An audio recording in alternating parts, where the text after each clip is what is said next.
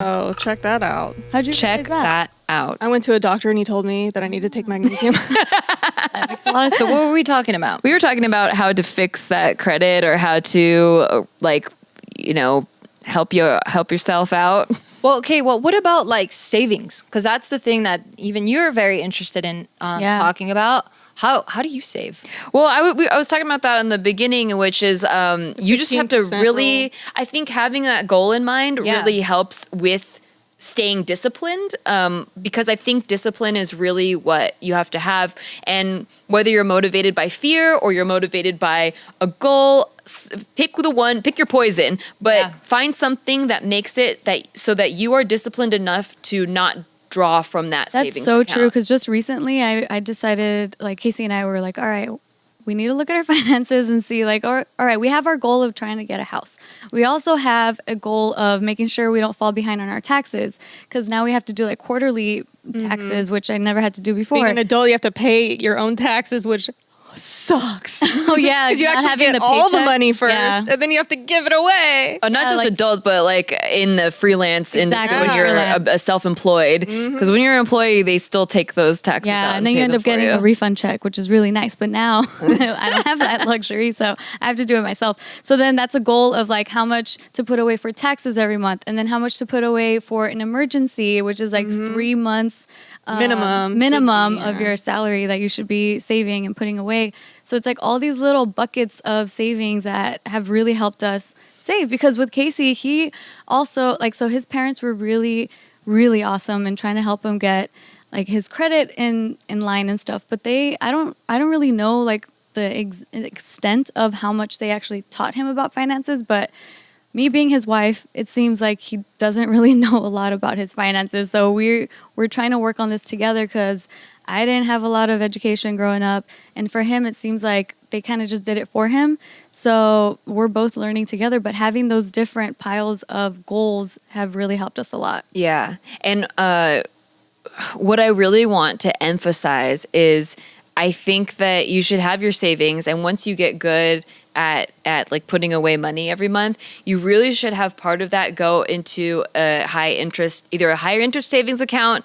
Money market account? Yeah, if you look at moneyrate.com, they'll show you who currently has the highest interest accounts. I use on NerdWallet too. Checking, on savings, on money, what'd you call it? Money market Yeah, account? money market accounts.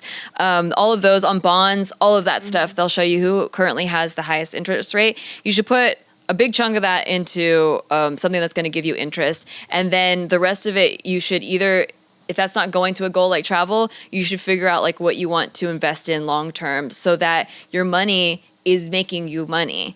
That is what will grow that savings pile, because if you just have savings, that is not keeping up with inflation. Yeah. Your money sitting there alone by its lonesome is degrading in value every single Yeah. year. So you need to find something that keeps up with inflation, plus maybe gives you some. Yeah, the way that it kind of works is the higher the interest, the more the risk, right? So then the easiest one that you can go to is just your basic savings, which is the interest that you're getting on that, which is the same interest that we're talking about when it comes to like that credit card interest. It's still like a percentage of something that you either have to pay back or that you're getting back. So that's the interest that we're talking about. With savings, I think right now for regular savings, you don't get any interest. No, right? Or I it's do. Like, If you it's go like to- 0.00 something. Yeah, it's like- No, if you go to a big bank like Bank of America, it's 0.00003 or Yeah. some shit like that. Right. But if you go, I'm telling you, go to moneyrate.com. I've been with a bank called Ally for like 10 years. I get 1.5% back. When I first signed up, I got 5% back. Oh, that's when it was like Yeah, this was back really in like, good. yeah, 2005 or That's something a like high that. interest Savings account. Yeah. And it's kind of cool on Ally. They let you separate different accounts. You can create as many as you want, and you can have ones for goals. Like you're like, this is my travel savings. cool. And all of them give you the same interest rate back. And so when you have a big sum of money in there, like at one point when I was saving for the house, we had $100,000 in there, and I got like $2,000 that year. That was just extra money, and that's not a huge amount of money. Yeah. But it's money that I didn't earn. Like I didn't work for that money. That's just extra money, because it's the same way that you're borrowing from credit companies and you have to pay back interest. Banks are borrowing from you to hold your money and distribute it the way that they want to distribute it.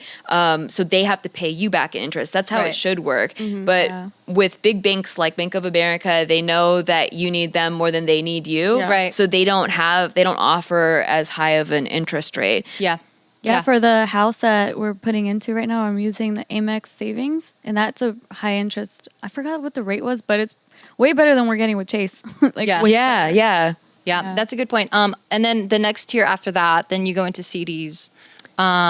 But then that one locks in your money. It does. So it A certain depends. amount of time. Right. It depends. I mean, that is a higher yielding account or interest account, but it does lock it in, so you can have a 1 year. You I can have even a looked 5 into year. how they play the game with that, and it's like, I forgot what the term is, but the word ladder is in it, where they use it like, because there's like 5 years, 10 years, 15 years, or whatever, however long you do it. So like some people open it for like the shorter amount of time, and then they'll like let it trickle into the next one.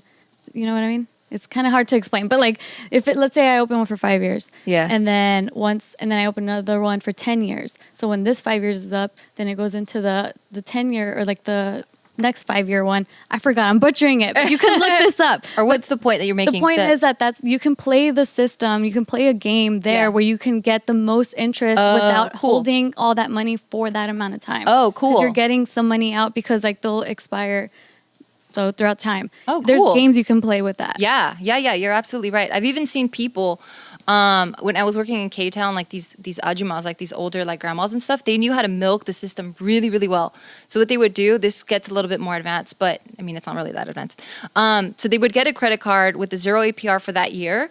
Then they would pull out the cash advance, like you mentioned. So they get money from that card, don't have to pay any interest on it for that entire year. Then they start investing it. Usually That's cash super advances- risky. Usually Wow. cash Yeah. advances don't give you that. With 0 APR. Yeah, it's just like using the credit card. Well, it is, or it was like a really low. So Or it's just like an- I advise caution with these Absolutely. stories. Absolutely. Let me just put my name on that. I guess I'm just saying that you can get creative. That's all. Oh, So I know kinda going- another Oh, I see what you're saying. Never I know mind. another one which actually helped me out a lot when I did have like a crazy amount of debt at one point, and it was because I had credit cards that were like 20% interest rate because I got them like when I was really, really young. Ooh, those like Nordstrom cards and those Victoria's Secret cards, they screw you. Yeah, for sure. They No, were but so she has a then- pro tip right here. Yeah, Okay. so pro tip is, okay, you have a really high interest credit card rate. You can look into a different credit card where they give you a 0% balance transfer. balance transfer. Yeah. And then once you transfer it over, then you get, the interest rate once you end up,